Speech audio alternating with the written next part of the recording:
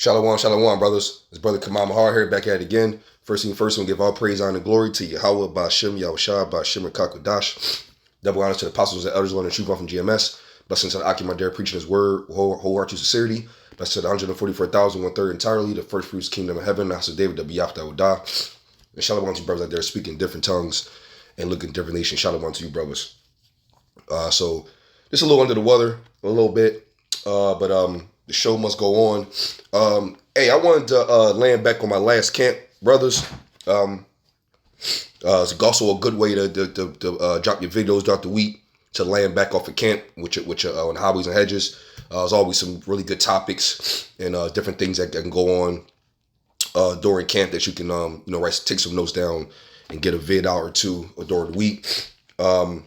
We was going into just to land back, being harmless as a dove and wise as serpents, right? Roughly paraphrasing, because when we out in this world right now, we're fighting a spiritual battle in high places that we can't see, right? So there's always going to be wicked situations going on that the devil can use in situations to get you off your square. So you would have to be a wise man to move forward in a situation. And that's pretty important, especially in these scriptures where it actually tells you to be more wise. This is going to be a quick vid, but we're going to get straight to it. I'm going to go into Matthew 10 and 16. It says, Behold, I send you forth as sheep in the midst of wolves. Be ye therefore wise as serpents and harmless as doves. And that's a really good scripture to go into, because when you're in the hobbies and hedges with brothers, there can be times where this word can cut, pursuing what was it, Hebrews 4 and 12. This word is cut like sharper than a two-edged sword, right? So sometimes there could be, some cutting going on while you're in the hobbies and hedges, things that people don't want to hear, or just scoffing or against what you believe in when it comes to these scriptures. And it could possibly be something where, it can cause someone to feel as though they want to harm or so, or they get a little, their speech gets a little higher and they want to, they're upset. Sometimes, man, it's a good thing to just, don't even go with energy on energy.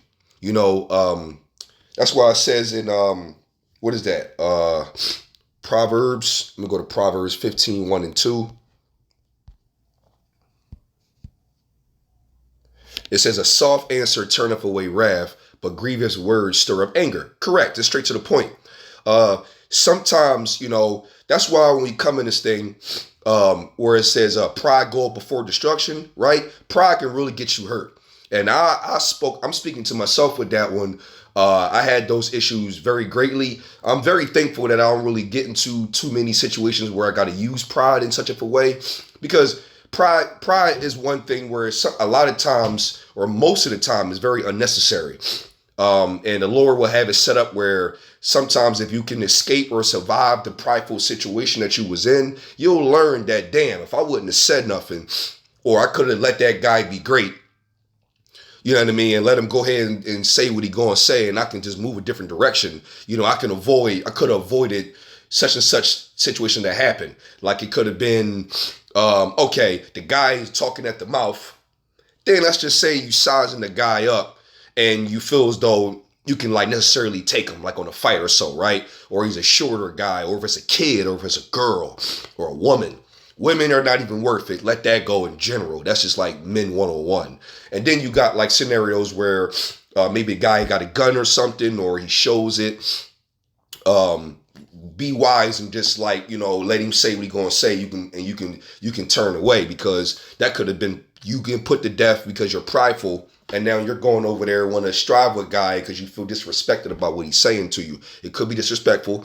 It probably is. But if you know he's strapped, or you're following them, or you're trying to defend yourself in a way that can lead to something else, that's why it says a soft answer turneth away wrath, but grievous words stir up anger. And think about it. Most case scenarios, which we're not carnal, we're not looking for a fight, but most fighting scenarios are really judged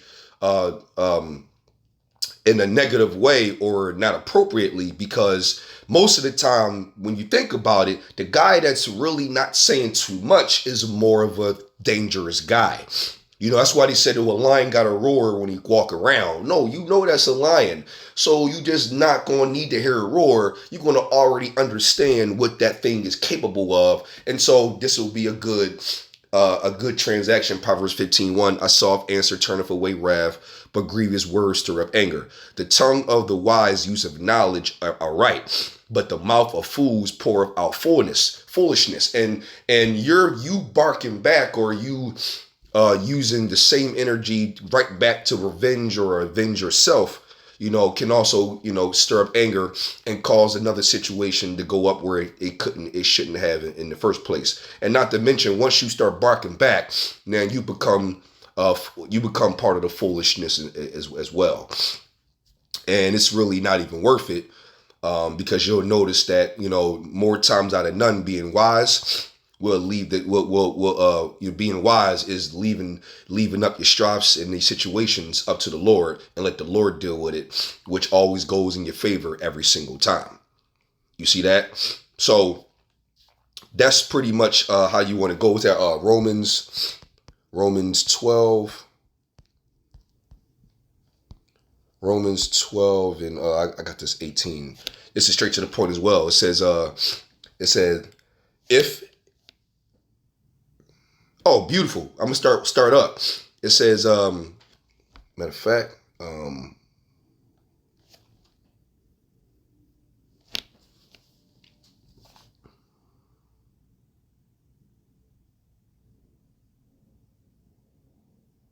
start at 16. Be of the same mind one toward another. Mind not high things, but condescend to men of low estate. Be not wise in your own conceits. That's very right, in your own conceits. The Lord gave you the instructions on how to move, so it's better to just go with how the Lord moves. Recompense to no man evil for evil. Provide things honest in the sight of all men. If it be possible, as much as lies in you, live peaceably with all men. And even with for evil, like if a guy is saying you a B word or a pussy or whatever, if you're in a situation where you can actually avoid even getting into a confrontation, sometimes the softer, like for example, I got a good one. Like I said, we're spiritual, we're not carnal in this scenario, and we're not looking. We're going to defend ourselves, but real men of the Lord play defense. If that makes any sense, we're all about defense. We don't want to have any offense at all if we don't need to, but we will defend, which in return has a sort of an offense if required. Other than that, we don't need to be having ourselves in any type of bullshit, especially online as well. We're here to preach the word. We're not here to do anything else. Unless you swing, I'll swing back. But other than that, though, you can say what you want to say. We're going to keep reading scriptures. That's pretty much how the Lord wants you to go about it. But even so, let's just say a guy is yelling at the mouth or whatever, and even if you say something slick, but you had in a lower version, like, hey, you know what, brother, I'm not here for this right now. I don't appreciate the situation, but I tell you what, you just stay over there, I'll stay over here, and so that we can avoid confrontation that I don't think you want. You still kind of defended yourself. You said, a little slick at the end, but it was so calm and so low key. It might have just made that guy think.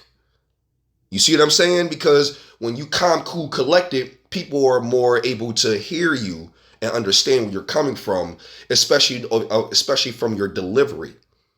Delivery, a lot of times holds weight, depending on what you're talking about. Like if you speak in the scriptures, and hey, it says, "Cry aloud, spare it not, lift your voice out like a trumpet." So if we yell in the scriptures and we saying what you're not doing right, well, that's just what the Lord will have got to do it. And hey, there's no respect to persons. But, in such of a way, there's are ways where you can actually be wise and use clever words at a low monotone where it can make somebody think and then maybe second guess. And then that's a wise approach, because remember it says,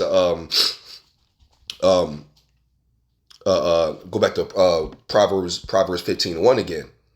It says, "A soft answer turneth away wrath." There you go. Now you said something slick at the end, but it was a soft answer. Like, listen, man, I don't got time for this. Hey, listen, probably had a bad day or so, bro. I'm gonna go over this way, you go over that way, so we can avoid confrontation that I don't think you want. See, I don't think you want. Now, what does that mean? It could be like it could mean what you trying to say, that you can beat me up? Well, maybe it did, but then again, it was so smooth. It might just be like, you know what, the guy might think, and then he might not know how to take that. Well, did he mean by cops can be involved, or did he mean that he can whoop my ass, or did he mean that? Obviously, there's going to be a variable of things his brain is going to think about from the slick thing you said at the end, because it can mean multiple situations. Now, let's just say he digs deeper. Like, oh, well, what you trying to say? You trying to say what you mean confrontation I don't want? Then probably the another wise situation, just pretty much like, brother, I said what I need to say. I'm just going to go ahead and take a different approach, and I'm going to go ahead over here. In another soft answer, right? Or let's go to Sirach. Sirach 20:1. And even if so, brothers, a smooth walk away. You know what I mean? A smooth walk away to also avoid confrontation. You know what I mean? Like, it's a lot of stuff is not worth it. We on a mission here, and I'm speaking in the world too, but also mainly on the highways and hedges. Don't go evil for evil. We here to preach the word. But even on your job, or even in society, a lot of these wise precepts that I'm bringing out it still can be applied in a way where it can continue your success in life, and also being able to walk forward and avoid letting Satan win. Because before I get into that, was that Proverbs 1 Peter 5:8. 1 Peter 5:8. It said, "Be sober, be vigilant, because your adversary, the devil, as a roaring lion, walketh about seeking whom he may devour." Right? That's exactly what's going on when you're in these situations. You can go ahead and use pride and defend yourself if you feel like defending yourself is what you want to do, but sometimes some things are just not worth it. It says, Sirach or Ecclesiasticus 20 starting at 1, "There is a reproof that is not comely. Again, some man holdeth his tongue, and he is wise." Sometimes it's just not even worth saying nothing at all. And as a matter of fact, there's a thing where you can say a whole lot by saying nothing at all. You see what I'm saying? So sometimes it's better to not say nothing at all. And then you can also say a whole shit ton by not saying nothing at all. Now remember, most of the time in a lot of scenarios when there's conflict, the person who doesn't speak at all is most likely the more dangerous person.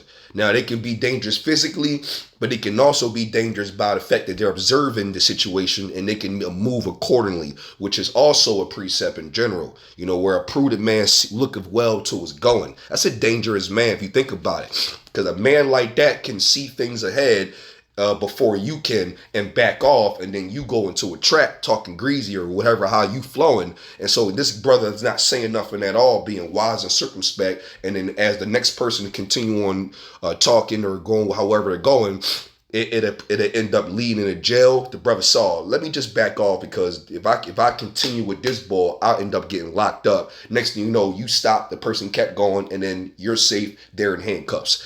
I mean, hey, a wise man is really circumspect. They're looking left and right, they're sober and they're vigilant, and they're actually looking before they do and looking before they move.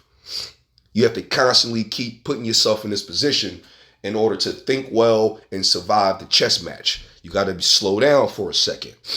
You see that? I'm going to read that again. There is a reproof that is not comely. And it's not really comely sometimes, because there might be a lot that you really want to say, but you said a lot by not saying nothing at all. That was some dope shit. That should be like a famous quote or something. But it says, "Some man holdeth his tongue, and he is wise." There's a lot of scenarios that people have survived by just not even saying nothing at all.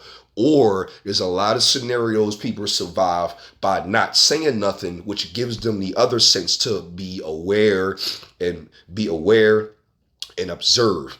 And then they make their next move according to what their assessment had gave them in the situation they were in. Like a chess move, right? So, these, life, like these precepts that I'm bringing out, you might have heard this. You might have heard this on a natural level with somebody in the world. Hey, it's in the scriptures and it's a wise thing to do. So I wanted to bring that out, brothers, man. Just, as you're on your day to day, you moving, hey, if somebody giving you shit on the job, hey, you can walk away, keep it moving, keep the paycheck rolling in. Because at the end of the day, though, if you make a false move, not being wise at all, and then you can go and you go evil for evil, however it go, you can end up losing your job, and then that's the unwise thing because you being too prideful, and you let your pride get ahead of you when you wasn't thinking before, because your boss is not caring about exactly what was said. The boss care about what happened because what was said, and then because of what happened, that aftermath was a deciding for you not to get your job or be laid off, or let alone just went to jail or got into a fight or got yourself hurt or even killed. Some things better of not even saying nothing at all. I brought this out as edifying to you, brothers. Lord willing, we'll give all praise, honor, and glory to Yahawah, Bahasham, Yahawashi, Bahasham, and qadash. Yahawah, he is to be, exists, Bahasham, the name, and only begotten Son, the Lord and Savior, Yahawashi, Bahasham, the name, and the Holy Spirit, the qadash. Double honors to the apostles and the elders, learning the truth of from GMS. Blessings to the Aki, my dear, preaching his word. With whole heart to sincerity, blessed to 144,000, 1/3 entirely, the first fruits, kingdom of heaven, house of David, the Biyaf that would die. And shalom to brothers out there speaking different tongues and looking different nations. Shalom to you, bros.